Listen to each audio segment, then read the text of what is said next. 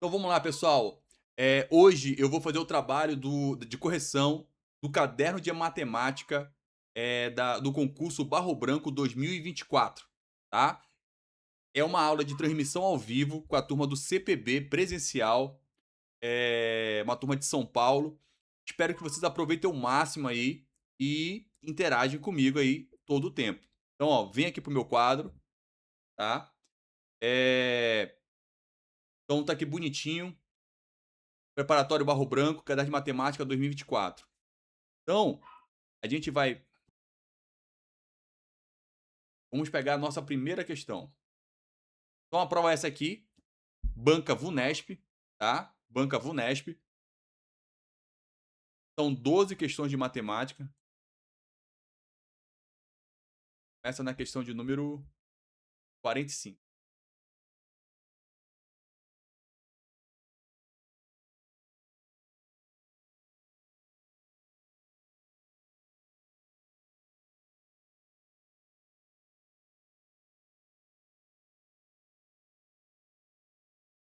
Todo mundo enxerga a questão?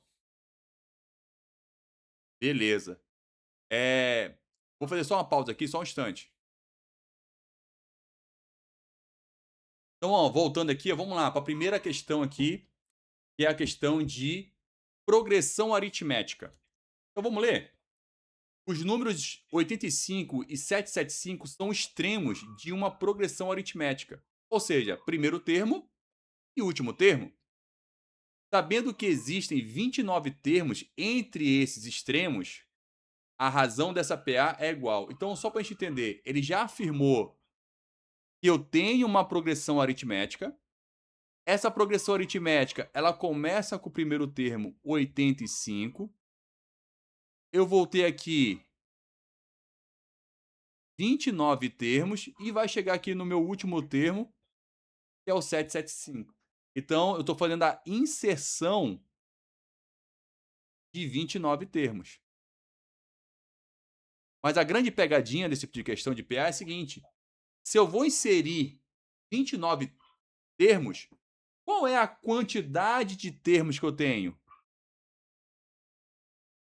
Muito bom, ou seja, 29 mais 2. Então, vou ter 31 termos nessa progressão. Quem é o primeiro termo? Quem é o enésimo termo? E aí, o que ele está me pedindo nessa questão? Ele fala que a PA. Vamos lá, faltou falar, né? Que essa PA ela é crescente em uma progressão aritmética. Quanto é que a PA é crescente? Quando a razão é positiva. Muito bom. Logo, quando é que a PA é decrescente? Quando a razão é menor que zero. E quando que a PA é constante? Quando é zero. Então, a progressão aritmética é muito fácil, né? Porque eu baseio pela razão, razão positiva crescente, razão negativa decrescente e razão nula, ela é constante. Então nesse caso, ele está falando que a nossa PA é crescente, significa que a razão é positiva, e ele está pedindo na questão a razão dessa PA. Então, vamos trabalhar isso. Muito tranquilo. Eu vou trabalhar o termo geral. O que diz o termo geral? O enésimo termo é igual ao primeiro termo mais n menos 1 vezes a razão. Eu me pergunto, eu tenho um enésimo termo? Eu tenho o primeiro termo? Eu tenho a quantidade de termos? Eu vou achar a razão. Acabou a questão. Então, 775 é igual a 85 mais 31 menos 1 vezes a razão.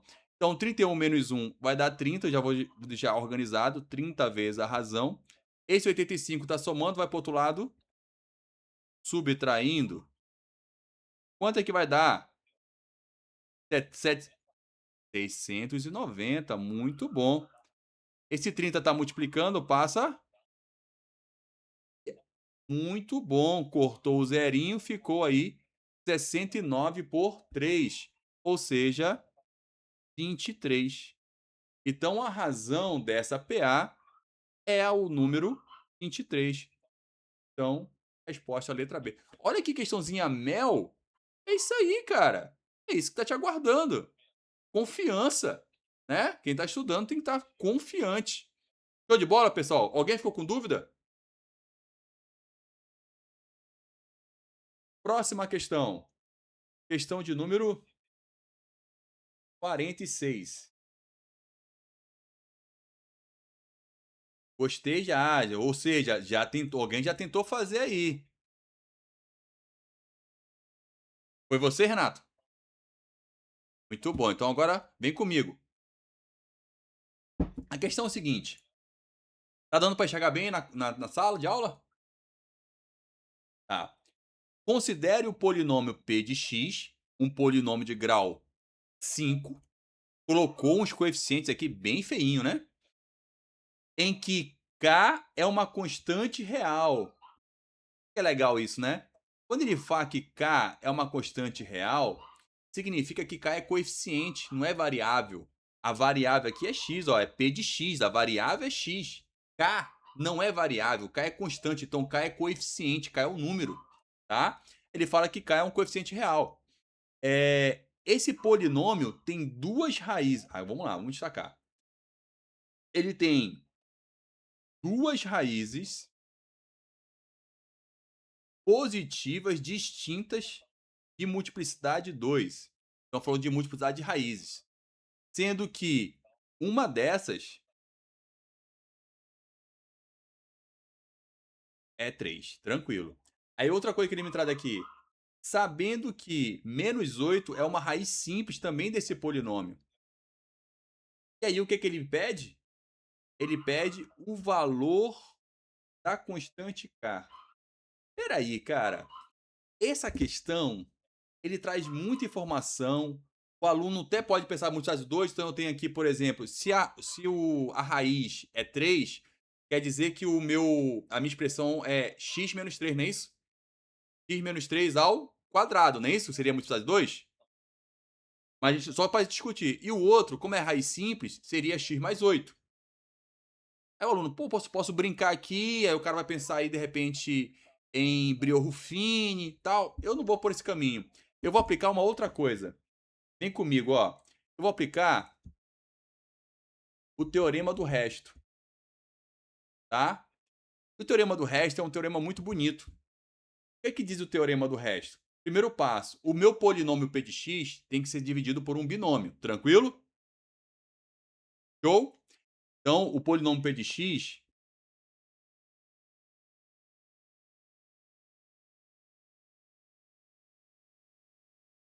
ele tem que ser dividido por um binômio do tipo, sei lá, x mais a, certo? Se isso acontecer,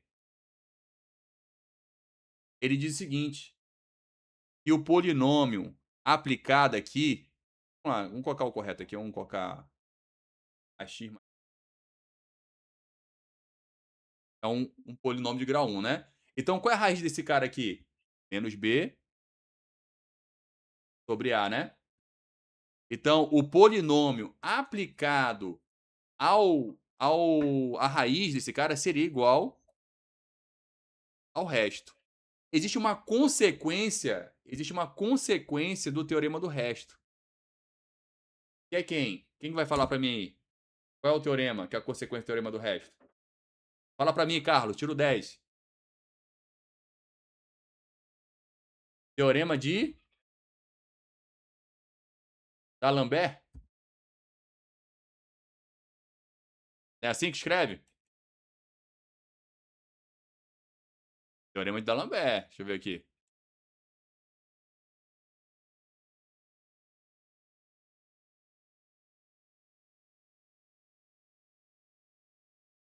Ó, tem aluno que tá querendo me quebrar, hein? É teorema de D'Alembert, tá corretinho, tá? Não, tudo bem, mas vamos lá, teorema de D'Alembert. Aí o que diz o teorema de D'Alembert? Que é uma consequência. Se esse polinômio é divisível, significa que o resto é zero, né? Se ele é divisível, significa que o resto é zero. Ou seja, o polinômio P de x aplicado na raiz vai ser igual a zero. Então aqui, ó, só para deixar aqui o conceito, né? Isso é interessante, essa parte de polinômios é muito gostoso. E eu vou seguir esse caminho, tá? Eu vou pegar a raiz 3, só ela, é a mais baixa de todas. Vou usar essa raiz 3, ó.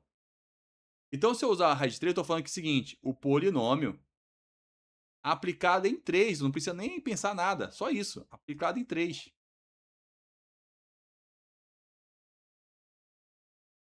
É igual a quanto? Zero. Então, aonde tem x, eu vou colocar 3, certo? 3 à quinta menos 6 vezes 3 à quarta menos 39 vezes 3 ao cubo mais 416 vezes 3 ao quadrado mais k vezes 3 mais 1152. Isso é igual a quanto? Então, quando eu faço isso, eu só fiquei com k. Eu tenho uma equação que eu consigo achar, sim ou não? Aí, vamos lá. Vou fazer uma pergunta boba. Vocês podem levar calculadora para o concurso?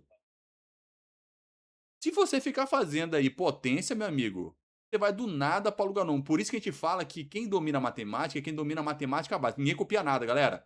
Vem comigo aqui. Olha só essa brincadeira, ó. Eu vou usar como referência 3 ao cubo. 3 ao cubo. É para fazer antes, não durante a aula, tá? Vem comigo, eu vou usar como referência 3 ao cubo. Então, aqui é 3 ao quadrado vezes 3 ao cubo. Concorda comigo? Quanto é 3 ao quadrado? Então fica 9 vezes 3 ao cubo. Menos. Aqui vai dar 6 vezes 3, que é quanto? Vezes 3 ao cubo. E aqui vai dar menos 39 vezes 3 ao cubo. Mais 416 vezes 3 ao quadrado.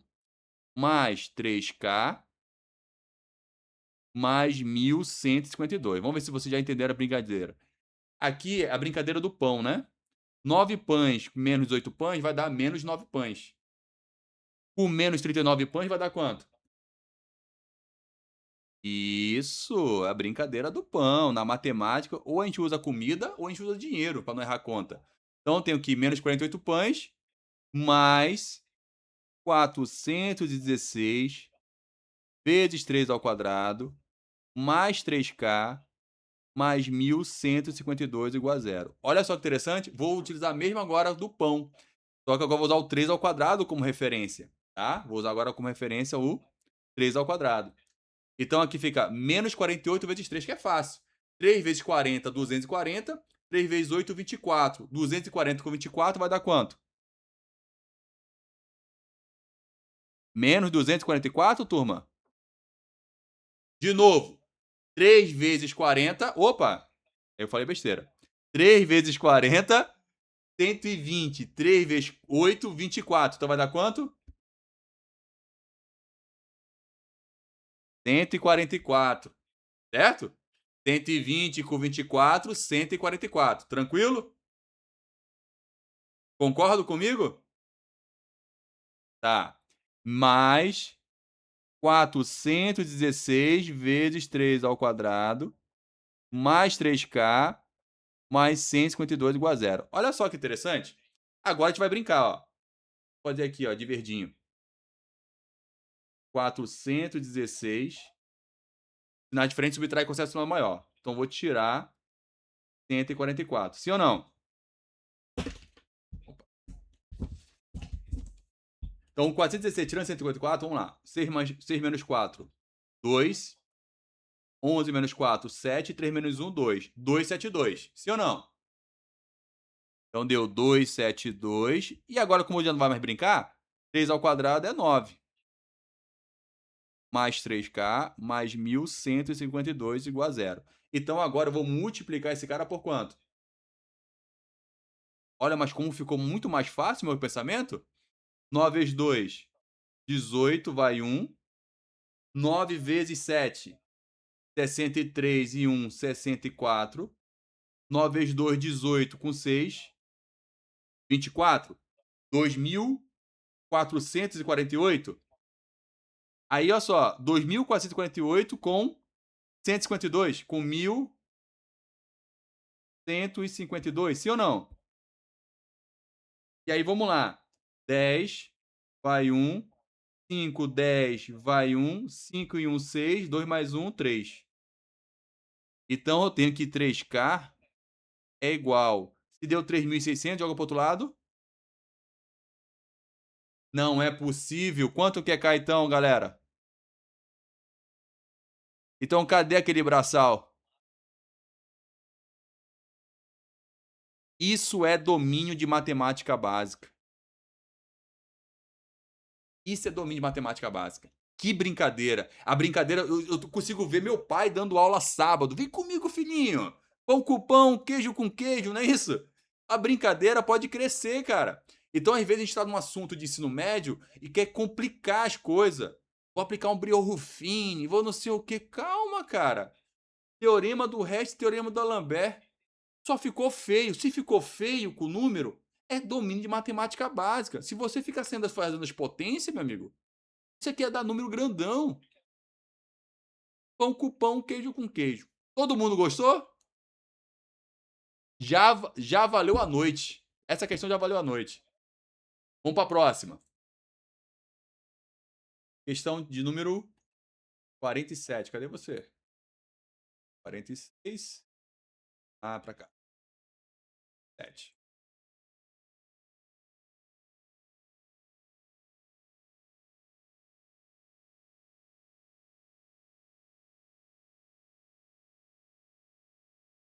A prova eu mandei no grupo, tá? Hoje eu vou mandar essa correção e a gravação, tá? Não merecem, não merecem, mas eu vou fazer isso por vocês.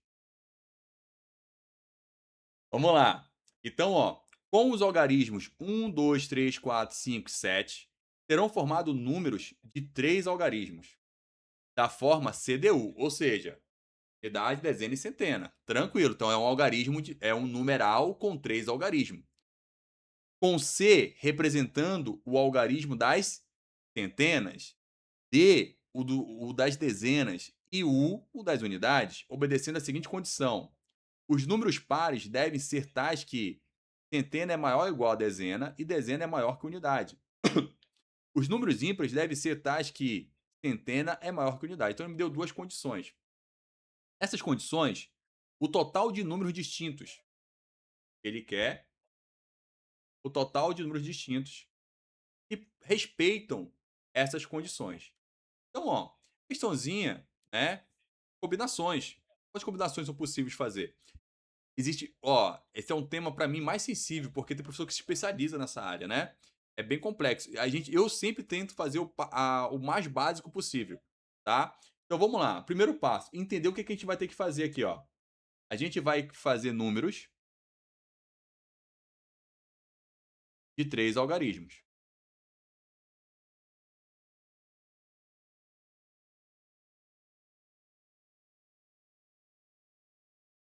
E irão respeitar essa condição: centena, dezena e unidade. Aí não tem um segredo, né? Então, vamos olhar. A gente não tem todos os algarismos de 0 a 9, os 10 algarismos. Ele colocou apenas 6 algarismos, tá? 6 algarismos. Então eu vou brincar com 6 algarismos. Aí vamos lá. Eu vou olhar aqui, ó. Eu tenho que os números pares, né? Vou tacar em vermelho aqui, em azul. Números pares devem ser tais que respeitem essa condição. Então, eu vou dividir esse pensamento em dois processos. Primeiro eu vou pensar nos pares. Tranquilo? Então, pensando nos pares, vamos lá.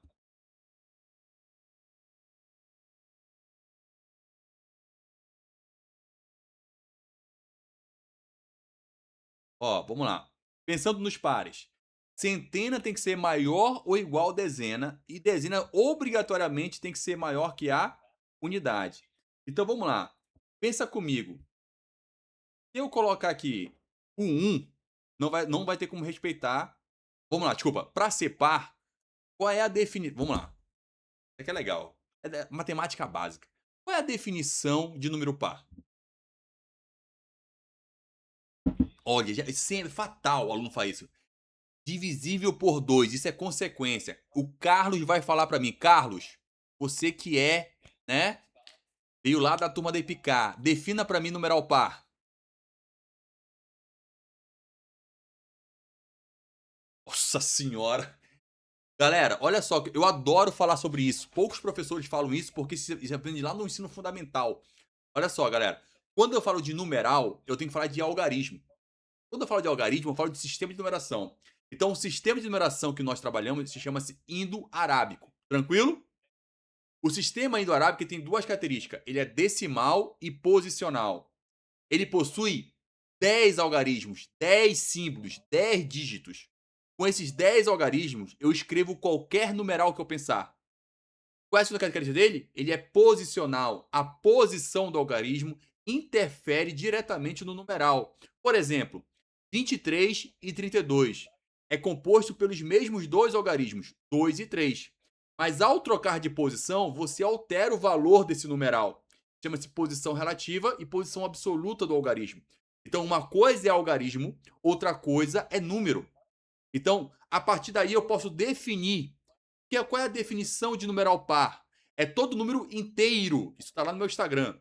É todo número inteiro terminado nos algarismos 0, 2, 4, 6 ou 8. Logo, numeral ímpar é todo número inteiro terminado nos algarismos 1, 3, 5, 7 e 9. Aí tem lá 23,5. É um numeral ímpar ou numeral par? Não é. Não existe essa definição. Ele é um número decimal. Então, a definição de par e ímpar é para números inteiros. Mas, professor, e a questão do divisível por 2? Isso é uma consequência. O único número primo par é o numeral 2. Logo, todo número par será múltiplo de 2 ou divisível por 2. Com isso, eu posso representar qualquer número par da seguinte forma: número par é 2n com n pertencente aos inteiros. Logo, o numeral ímpar é o seu consecutivo, soma uma unidade. O numeral ímpar vai ser 2n mais 1 com n pertencente aos inteiros. Isso é consequência e representação. Show de bola? Volta comigo. Então, relembramos aqui o que é definição. Então, basta terminar. Vamos separar aqui. Quem são os pares aqui, né? O 4 é par e o 2. Então, esse camarada ele tem que ser finalizado tanto no 4 quanto no 2. Então, eu vou pensar aqui primeiro no 4. Então, quando você faz isso, você fixou esse quadrinho. Significa que eu tenho apenas uma possibilidade para cá, tá? Porque você fixou. Aí vamos lá. Então, a minha unidade está sendo o 4. A dezena tem que ser maior que a unidade. Então, tem que ser maior do que 4. Quem é maior que 4? 5 e 7.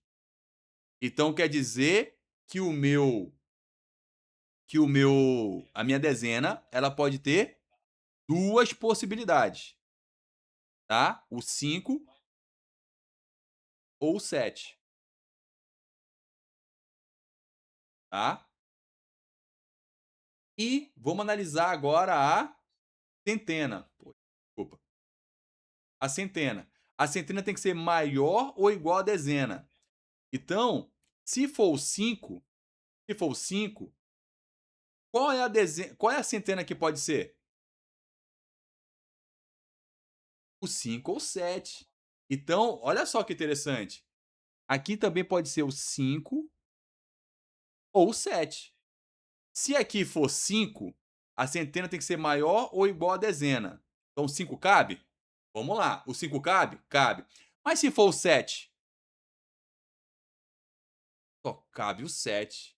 Então, eu vou ter que analisar separadamente, caso a caso.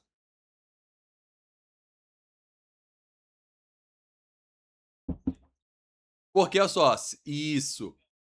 Vamos lá. Então, se eu fixar aqui o 5, aqui pode ser o 5 ou o 7. Então, aqui eu passo a ter uma opção e aqui 2 opções.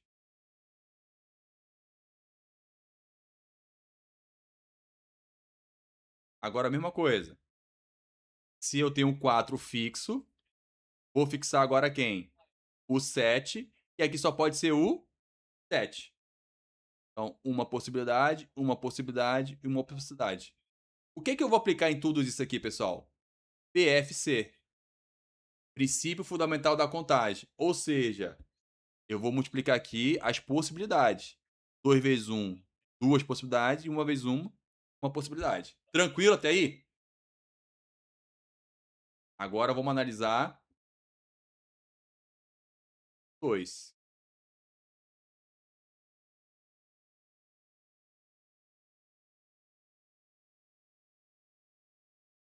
Então, eu fixando 2, 2 dá fixo. Só tenho uma possibilidade. Então vamos lá. Tem que ser maior que o 2. Quem é maior que o 2? 3, 4, 5 e 7. Teria 4 possibilidades. Só que vamos lá. E a centena vai ter que ser maior ou igual à dezena. Então, se for o 3, quem que pode ser aqui? O 4. Opa, o 4 não. O próprio 3, né? Então, 3, 4, 5 e o 7. Então, 4 possibilidades. Aqui uma. Agora, fixei o 2. Quem que seria aqui agora? O 4. Quantas possibilidades eu tenho aqui? O 4, o 5 e o 7. Eu passo a ter 3 opções, uma e uma. Agora aqui, o 2 está fixo ainda. Só pode ser aqui agora o 5. Então eu tenho quem aqui? 5. Então, e por fim, tá o 7. Bom, então, usando aqui, fixou o 2, fixou o 7, aqui só pode ser o 7. Então, uma possibilidade, uma possibilidade, uma possibilidade. Aplicando o PFC em tudo, aqui vai dar 4, 3, 2 e 1. Então, em relação aos pares, nós já fizemos, sim ou não? Vamos fazer agora em relação aos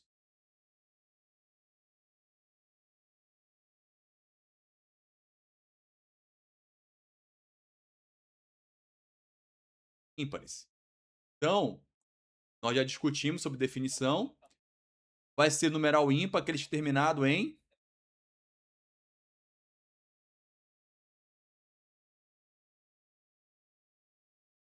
Vou de novo. Vamos lá. 1, 3, 5, 7, 9. Vou ver ele aqui. 1, 3 e 9, não. 3, 5, 7. Alguém me induziu aí. 1, 3, 5, 7. E aí, é, vamos lá. A dezena tem que ser. Ah, vamos lá. Os ímpares aqui embaixo, né? Tá organizado, tá, pessoal? Verde aqui, ó. Ímpares é 1, 3.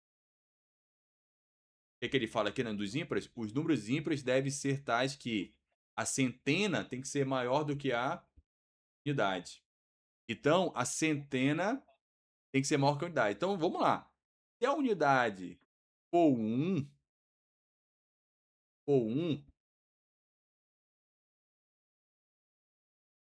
vamos começar pelo mais alto, mais fácil, né? Mas vamos lá. Vou organizar aqui. Tá bem organizadinho. Vamos lá. Então, o maior dos ímpares é o 7. Fixei o 7. Então, quer dizer que a minha centena tem que ser maior. Então, existe algum caso? Não, não existe. Então, o 7 está fora. Aí eu vou pro próximo. Qual é o próximo ímpar? É o 5. Fixou o 5. A minha centena pode ser quem? Apenas o 7. Apenas o 7. Então, aqui é fixo e aqui foi só uma possibilidade. E aqui pode ser quem? Todos eles. Quantos são? 6. Todos. Tá? Então, show de bola. O próximo ímpar é quem?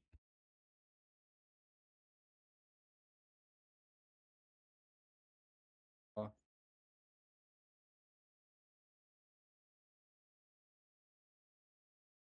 fixando 3. Aí eu tenho aqui quantas possibilidades? Tem que ser maior. 3 possibilidades, né? O 4, o 5 ou 7. Então eu tenho 3 possibilidades, sim ou não? Sim ou não, turma?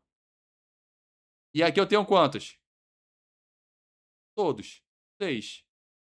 Se eu fixar o próximo, que é quem? O 1. Fixei o 1. Quantos eu posso ter aqui? 5 possibilidades, não é isso? 5 possibilidades. E aqui, todas. 6. Então, seria isso aí que a gente ia fazer. Aplicando o PFC, aqui deu 6. Aqui deu 18, 30. Então, ó, dos ímpares eu tenho aqui 48 e 54. E dos pares eu tenho aqui 3, 7, 10, 13.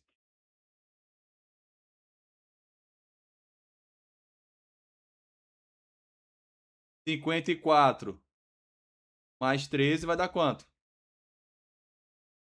67. Resposta Cari.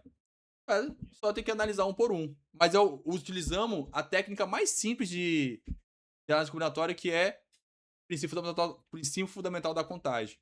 Tranquilo? Beleza, vamos pro próximo. São 48.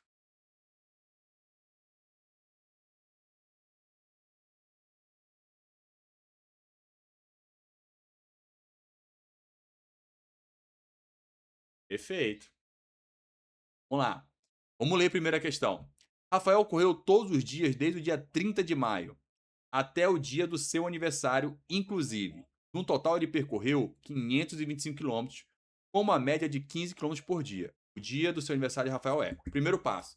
Falou, especificou mês do ano, está falando de calendário gregoriano, tá? Calendário gregoriano. Então, o calendário gregoriano, ele tem 12 meses e o ano pode ter 365 dias ou 366 dias. Por quê? Isso vai afetar diretamente no mês de fevereiro. Então, quando o ano não for bissexto, fevereiro vai ter 28 dias, eu vou ter um ano 365 dias. Quando for bissexto, ele vai ter um dia a mais. Então, fevereiro vai ter 29 dias. E aí, ó, para quem nunca viu a minha aula, né? Tem um macetinho do punho. Já viram esse macetinho do punho? Isso. Então, o macetinho do punho é o seguinte, né? Aqui, ó, você tem um ossinho e a parte vazada. Presta atenção, turma. Então, aonde for ossinho é 31. Aonde for parte vazada é 30. Lembrar que fevereiro é 28 ou 29, se o ano é bissexto ou não. Então, ó, começa aqui, ó.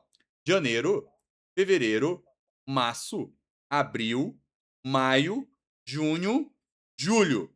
Julho terminou 31. Aí eu volto pra cá. Então, terminou no ossinho e volto no osinho. Julho é 31 e agosto também é 31. Aí depois, setembro, outubro, novembro e dezembro. Então, esse macetinho é para você lembrar se o mês é de 30 ou 31. Tranquilo? Então, volta para cá. Ele começa, né? Ó, ele começa a correr desde. Então, vai contar desde o dia 30 de maio. Significa que esse dia 30 de maio vai contar, certo? Aí maio é janeiro, fevereiro, março, abril, maio. O mês de maio, ele possui 31 dias. Sim ou não? Então, se ele começou a correr no dia 30 de maio, em maio, ele correu quantos dias? 2 dias. Ele correu 2 dias. Então, 2 dias ele correu. Dia 30 e dia 31. Beleza, deixa aí. Aí vamos voltar para a questão. Ele correu no total 525 quilômetros e tem uma média de 15 quilômetros por dia. Então, vou fazer aqui, ó. Se ele corre 15 quilômetros em um dia, para correr 525 quilômetros, ele vai levar T dias. Regra de 3 simples e direta. Então, o tempo T vai ser igual a 525 vezes 1 dividido por 15. Por 5 dá 3. Por 5 vai dar 1, 0, 5. Logo, tempo T vai ser 10 por 3, 3. 3 vezes 3, 9. Para 10, 1. 15 por 3, 5. Então, ele vai levar 35 dias para correr os 525 quilômetros. Ele já correu 2. Faltam quantos dias? 33 dias. Então, o próximo mês, depois de maio, é quem? Depois de maio é junho. E junho tem quantos dias? 30 dias. Então, ele correu todos os dias de junho. Aí, depois de junho, vem quem? Julho. Aí, julho, ó, ele já correu 2 dias. Depois, ele correu mais 30 dias. 32. Faltam quanto? Faltam 5 dias. Sim ou não? Dia 1, dia 2, dia 3, dia 4, dia 5? Sim ou não? Vamos lá. Vem comigo, pessoal. Fala perto do microfone, vem comigo. Olha só, vamos de novo, ó. O mês de maio tem 31 dias. Ele correu quantos dias de maio? 2 dias. 2 dias, porque o dia 30 contou. Dia 30 de maio e dia 31. Então ele correu 2 dias. Depois vem mês de junho, tem 30 dias. Então ele correu mais 30 dias de junho. Então, 2 mais 30. Para 35, faltam quantos? 3 dias. É isso que eu tô. Faltam 3 dias. Então, ele vai. E aí ele fala bem aqui, né? Cadê? O dia do aniversário, cadê? Ele correu desde o dia 30 até o dia do aniversário, inclusive. Então, o último dia que ele correu é o dia de aniversário dele. Se fosse exclusivo, significa o quê? Ele correria no dia 3 e o aniversário dele foi no dia 4. Mas nesse caso, a resposta é dia 3 de julho. Por isso que é importante, vocês colocaram no mudo aí, tá? Por isso que é importante vocês participarem da aula, pra gente poder interagir, tá bom? Beleza? Tranquila a questão? Vamos pra próxima. Essa foi a questão de número 48. Questão de número 49. Olha que questãozinha bonita.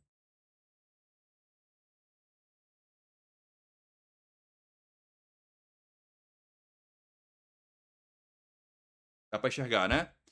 Questão 49. Considere as matrizes A e B em que x é um número positivo. Só uma pausa aqui, pessoal, só um instante. Então vamos lá, pessoal. Próxima questão aí, ó, de matrizes. Eu tenho, né, as matrizes A e B, ele fala em que x é um número positivo. X é um número positivo, tá? Sabendo que os determinantes têm duas... Sabendo que os determinantes dessas duas matrizes são ambos iguais a y, o valor de y é. Então, ó, se eles têm o mesmo valor de determinante, quer dizer que os determinantes deles são iguais. Simples assim. Ó, o determinante de A é igual ao determinante de B. Simples assim.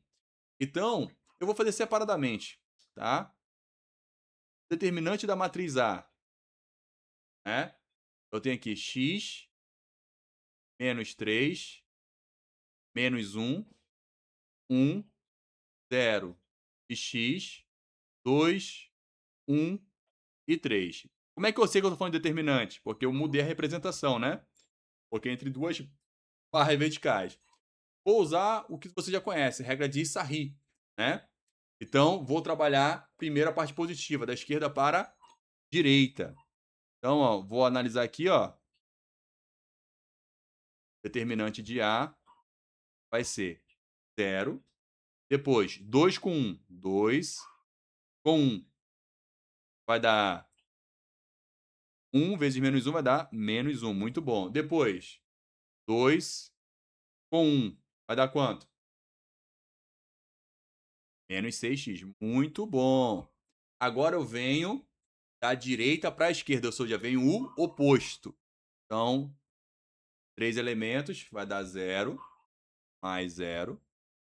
Depois, 2 com 1, 2 com 1, dá quanto? Muito bom, vem para cá o oposto. Então, deu menos 9, vem para cá o oposto, mais 9.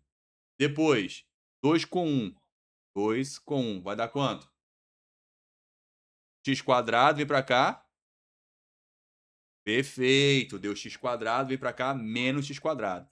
Então, ajeitando aqui, o determinante de A vai ser igual a menos x quadrado, menos 6x, mais 8. Então, é uma expressão, né, uma expressão, um polinômio de grau 2. Muito bom. Vou analisar a matriz B. Uma matriz quadrada de ordem 2, muito mais simples, né? X, x mais 1, 1 e menos 5, tá? Então, aplicando aqui o determinante, é diagonal principal menos diagonal secundária. Então, vai dar menos 5x menos 1 vezes x mais 1 vai dar x mais 1, para não errar sinal. Ó. Então, o determinante de B vai dar menos 5x menos x menos 1 vai dar menos 6x mais 1. Vou falar humildemente. É muito comum o aluno errar sinal porque ele quer fazer de cabeça e ele acaba trazendo só o menos x. Eu não faria isso. Tá? Então, faça o oposto do produto. Do produto. Então, traga ele para cá. E aí, nós temos que os determinantes são iguais. Ou seja, o determinante de A é igual ao determinante de B. Então, menos x quadrado menos 6x mais 8 é igual a menos 6x mais 1. Traz tudo para cá. Não, mentira. Joga tudo para lá. Trabalha sempre positivo. X quadrado. Esse cara está no lado oposto da igualdade, então eles são simétricos. Sim ou não? Vai para lá. Menos 7. Sim ou não? Equação de segundo grau incompleta com B igual a 0. Toda vez que eu tenho uma equação de segundo grau incompleta com B igual a 0, eu tenho duas possibilidades. Se A e C têm o mesmo sinal ou se A e C têm sinais opostos. Se A e C têm sinais opostos, eu posso afirmar que eu vou ter duas raízes reais e simétricas ou opostas. Se A e C tiver o mesmo sinal, eu posso afirmar que não existe solução no campo dos reais. Mas tem solução? Sim, no campo dos complexos, tá? Então, esse cara aqui, eu vou ter que x quadrado é igual a 7. O inverso da potenciação é a radiciação de mesmo índice. E toda vez que o expoente for par, precede de mais ou menos. Então, achamos o valor para x. X é maior ou igual a... É igual a mais ou menos a raiz de 7. Só que ele falou que x é um número positivo. Então, como x é um valor positivo, implica dizer que x só tem um valor, que é a raiz de 7. E aí eu volto aqui. Ambos têm a raiz, são iguais a y. Qual é o valor de y? Qual que são? Aí, sabendo que os determinantes dessas duas matrizes são ambos iguais a y, o valor de y está... Ah, tá. Aí, se eu achei o valor de x, eu vou lá e substituo.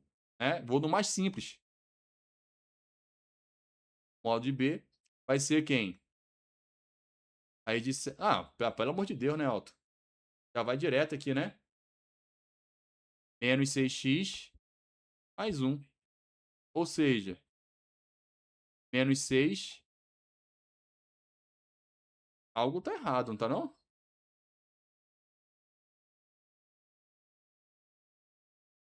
E foi? Que houve? Deixa eu ver aqui. Quadrado, menos quadrado, menos 6x, mais 8. Bateu. Aqui, menos 5x, menos x mais 1. Menos 5x, menos x, menos 1. Menos 6x. Ah, aqui é menos 6x, menos 1. Eu ainda falei ainda do sinal, né? Então, perceba? Tudo bem, vamos lá. Vem comigo, galera. Vem comigo. Por favor, não estou sozinho na sala. Então, vamos lá. Menos x quadrado, menos 6x, mais 8 é igual a menos 6x, menos 1. Joguei para lá, x quadrado. Simetria no 6x. E agora vai para lá, menos 9. Nem faz diferença, né? Pô, caramba. Não, não, só tô mudando a cor. Mais 8 para menos 1 vai dar menos 9. Então é a mesma coisa. O inverso da potenciação é a radiciação de mesmo índice. E toda vez que o índice for par, precede de... Então, mais ou menos 3. Só que, como nós temos que x tem que ser positivo, então vai ser apenas valor positivo. X igual a 3, tá? Perceba, foi muito... Cara, eu adoro errar. A gente aprende muito com o erro. Um sinal. E eu comentei ainda, né? Trouxe pra cá para não escrever errado. E aí eu errei aqui, tá? Isso acontece muito, né? Prova cansado, tô cansado. Não é errar sinal não, tá? Beleza. Achei ele que é o determinante, né? Então, basta aplicar aqui. O determinante de B é igual a menos 6 vezes 3 menos 1. Menos 18 menos 1 vai dar menos 19. Tem? Agora tem. Olha só, os alunos torcendo para eu errar, né? Mas tudo bem, toma aqui junto, toma aqui junto. Bacana.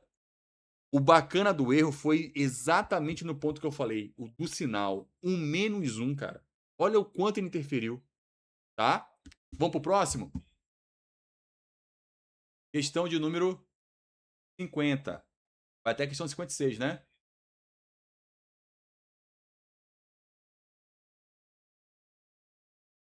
Essa questão aqui é muito legal.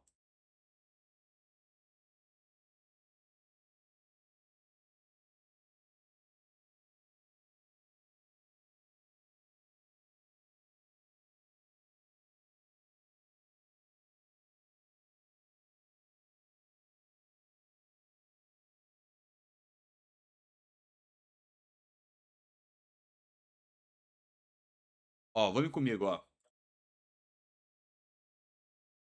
Ó, no plano cartesiano, a reta R de equação tal é perpendicular à reta S. Isso é importante. Perpendicular, duas retas perpendiculares. S, R é perpendicular à reta S. No ponto de coordenada, menos 2 e 2. Essas retas e os eixos cartesianos determinam um quadrilátero, conforme mostra a figura. Então, aqui esse x, y, tá? São os eixos cartesianos. Então, esse ponto aqui não é um ponto qualquer. Ponto aqui. Esse ponto aqui é minha origem. Então, se é um ponto, é um par ordenado, coordenada cartesiana. 0, 0. Tá? Eu tenho que achar outros 3 pontos. Esse, esse. Calma aí. Vamos lá. Ele fala aqui, ó. Plano cartesiano, a reta R de equação. Ele me deu a equação da reta R. Tá? É perpendicular à reta S. Eu consigo achar essa reta S. No ponto de coordenada menos 2 e 2. Então, ponto menos 2 e 2 é exatamente esse cara aqui, não é isso? Ó. Ela é perpendicular à reta S no ponto. Então, esse ponto aqui. Que ponto é esse? Menos 2 e 2. Esse ponto aqui é muito fácil. Esse ponto é a reta R, certo? Sim ou não? A reta R ela é dada pela equação x menos 2y mais 6 igual a zero. Vou colocar na forma reduzida. 2y é igual a x mais 6. Então, y passa dividindo. Vê se você já consegue ver rapidamente aqui, ó. Meio de x mais 3. Todo mundo enxerga isso? Não, né? Então, volta. Vamos lá, foi muito rápido. Tudo bem. Vamos lá. Tá multiplicando, passa. Por que que eu fiz isso? Agora eu tenho soma de numerador. Então, posso colocar cada numerador desse sobre o mesmo denominador. Então, x sobre 2 é a mesma coisa que meio de x. E 6 por 2 é igual a 3. Mas por que que eu fiz isso? Porque aqui agora eu tenho um coeficiente angular e o coeficiente linear. E aí, quando o aluno domina a função, ele sabe falar para mim que ponto é esse. Isso aqui é uma reta. Então, presta atenção, isso aqui é uma função polinomial do primeiro grau. Em uma função do primeiro grau, o ponto de intersecção com o eixo y. Na verdade é o seguinte, para toda e qualquer função polinomial, o ponto de intersecção com o eixo y sempre será o ponto 0 para x e termo independente para o y. Então, esse ponto aqui, ó, é 0 para x e o termo independente, ó. Só falta achar agora o quarto ponto. Então, esse quarto ponto é o quê? É o zero da função da reta S. Isso, que é o zero da função. Então, eu tenho que R é perpendicular a S. E quando você tem retas perpendiculares, você tem que o coeficiente angular de uma é o oposto do inverso do coeficiente angular da outra. Sim ou não? Isso tá lá, isso aí vocês aprendem tranquilamente. Tenho certeza que todos vocês sabem isso. Então, o coeficiente angular de S vai ser o oposto. Olha que lindo, ó. O oposto do inverso. Deixa eu fazer do começo aqui, peraí. Então, ó, o coeficiente angular de S é o oposto do inverso. Por que que eu falo isso? Porque só de falar, eu já sei quem é o meu coeficiente angular, ó. Quem é o coeficiente angular de R? Quanto? Meio. Quem é o oposto do inverso de meio? Oposto. É o sinal contrário, é negativo. E o inverso é trocar, então vai dar menos 2. Então, de cabeça, você já chega, ó, o oposto do inverso. Achei o coeficiente angular. Poxa, eu tenho o coeficiente angular. Eu consigo achar a reta S? Ioiô, mi, xixiô, né? É isso que vocês aprendem? Ioiô, ó, ioiô, mi, xixiô. Olha que lindo. Então, ó, y. Aí eu vou aplicar. Eu preciso ter o coeficiente angular e preciso ter um ponto. Eu tenho um ponto? O ponto menos 2 e 2. O ponto menos 2 e 2, ele pertence à reta S. Então eu posso aplicar aqui, ó, vai ficar y menos. Ó, vamos lá. Ponto é para ordenado, coordenada cartesiana, x e y. Então fica y menos 2 vezes o coeficiente angular, que é menos 2, é igual a x menos menos 2. Vai dar quanto? Mais 2. Então aqui vai dar menos 2y mais 4 igual a x mais 2. Menos 2y é igual a x menos 2. Não trabalho com y negativo, então multiplico toda a minha equação por menos 1. 2y é igual a x... Opa! Muito bom. Menos x mais 2. Tá multiplicando, passa. Então já vou fazer direto. Vai ficar menos meio de x mais 1. Tranquilo? Então tá aqui a nossa reta aí. Perceba. É isso, galera? A reta S, né? Coeficiente angular dela. Alguma coisa. Ioiô. Mi. Opa! Aí vocês não estão me ajudando. Vocês não estão me ajudando. A turma não tá pacata. Ioiô. Eu falei certo e escrevi errado. Isso. Ioiô, mi, que vai ser o MS, xixio, então é com X. Beleza, agora sim. Y menos 2 é igual ao coeficiente angular, que é quanto? X menos com menos, mais 2. Então vai ficar y menos 2 é igual a menos 2x menos 4. Então o y vai ser menos 2x menos 2. Por que eu sei que eu errei? Porque o coeficiente angular que tinha que dar era menos 2. Não podia dar outro cara. Então eu sei que eu errei. Tá? Então tá aqui a nossa reta S. Eu escrevi a reta S de forma reduzida. Mas por que eu fiz isso? Porque eu preciso achar esse ponto. Esse ponto é o zero da função. Então, o que é o zero da função? É fazer o y igual a zero. Então, menos 2x menos 2 é igual a zero. Então, menos 2x... Vamos lá, 2x... De novo.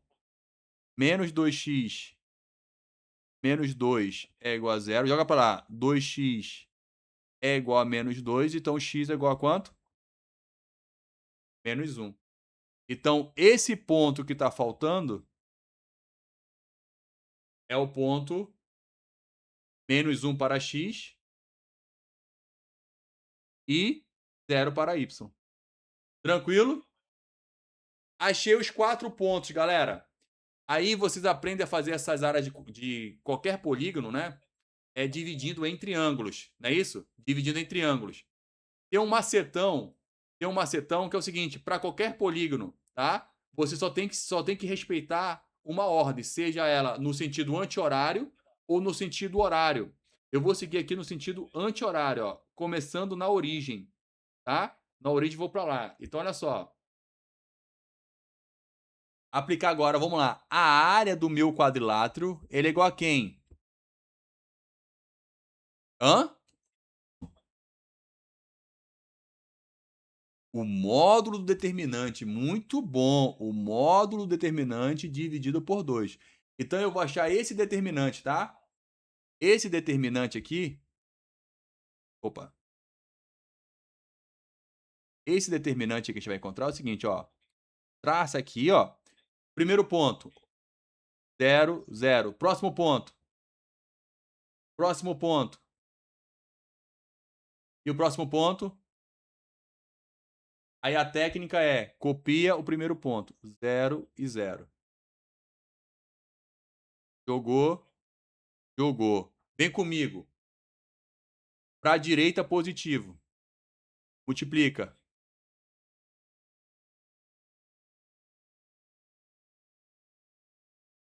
Então, deu quanto?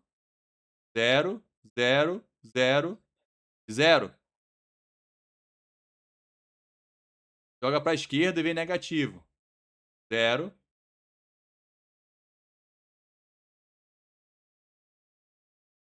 Então, deu 0. Menos 6 vem para cá. 6. Menos 2 vem para cá. 2. E 0. Então, é só somar tudo agora. Determinante aqui vai dar 8 mais 0. Ou seja, 8. E aí, a área vai ser o módulo e por 2. Ou seja, 4 unidades de área. Tem? Todo mundo conhecia essa técnica? Não, vocês aprenderam do triângulo. Vocês sabiam fazer essa que era para todo mundo? Então tá bom. Não aprendeu, não?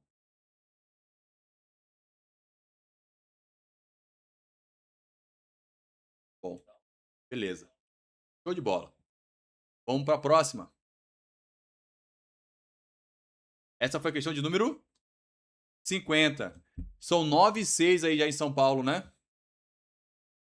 9 e 6. Então, eu vou ter que finalizar a aula por aqui, pelo fato de a gente vai entrar com a turma da PM agora, tá? Mas foram 40, 50, falta 51, 52, 53, 54, 55, faltam 6 questões, certo? Eu vou gravar essas outras 6 questões e vou mandar as 12 questões para vocês até amanhã. Beleza? Eu vou passar a noite gravando essas questões para vocês e vou mandar essas 12 questões. Mas o mais importante que eu quero que vocês entendam é como estudar, né? Então, independente do concurso que eu vou fazer, essa questão de fazer a prova inteira, ela tem uma funcionalidade. Aquela forma de fazer, como eu explico vocês, que é a revisão por tópico, ela tem uma outra funcionalidade. Eu tenho que aplicar as duas estratégias durante o meu processo. Tá bom? Queria demonstrar para você, principalmente pro Renato, né? Você viu que uma prova não é esse bicho de 7 cabeças, tá? É uma prova tranquila, tá? Então dá tempo de revisar o conteúdo aí até a prova, pelo menos a parte de exatas aí, né? Dá para revisar até o da prova e fazer uma boa prova, tá? Mas o Barro Branco, a sua complexidade está no conjunto de cadernos. São muitas matérias, é uma prova extensa, então você tem que ter uma boa estratégia de prova. Tá bom, pessoal? Eu vou primeiro finalizar a gravação aqui, turma, só um instante.